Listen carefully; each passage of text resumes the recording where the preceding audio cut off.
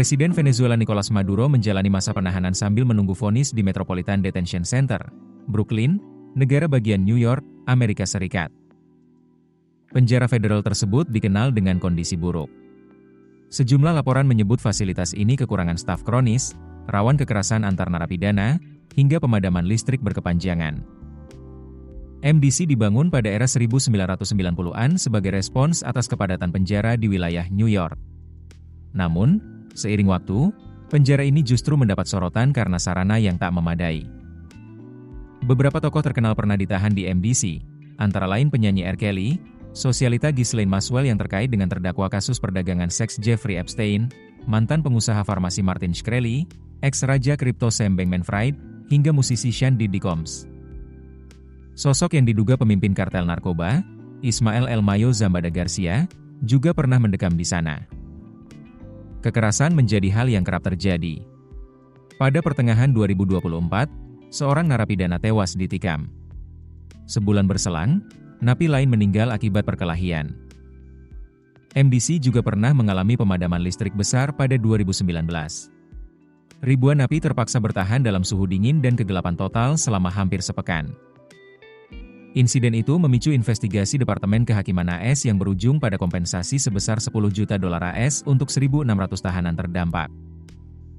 Dalam gugatan yang diajukan, disebutkan bahwa para tahanan dikurung berhari-hari di sel gelap dan tidak higienis, dengan toilet rusak dan fasilitas sanitasi minim. MDC menjadi satu-satunya penjara federal yang melayani wilayah New York City setelah lapas di Manhattan ditutup pasca kematian Epstein 2019. Jaksa Agung AS Pambondi menyatakan bahwa Maduro dan istrinya, Cilia Flores, telah didakwa di distrik selatan New York atas sejumlah tuduhan serius. Tuduhan-tuduhan tersebut mencakup konspirasi terorisme narkoba, konspirasi impor kokain, serta kepemilikan senjata otomatis. Dakwaan terhadap Maduro kali pertama diajukan pada 2020.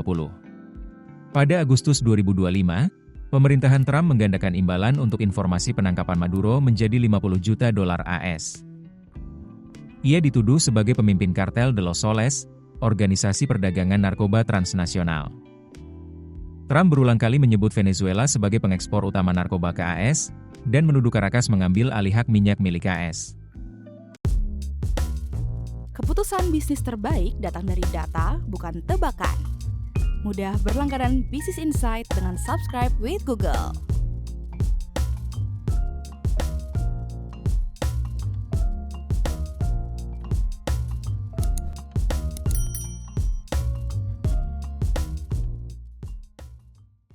Download aplikasi Kontan sekarang di App Store atau Play Store.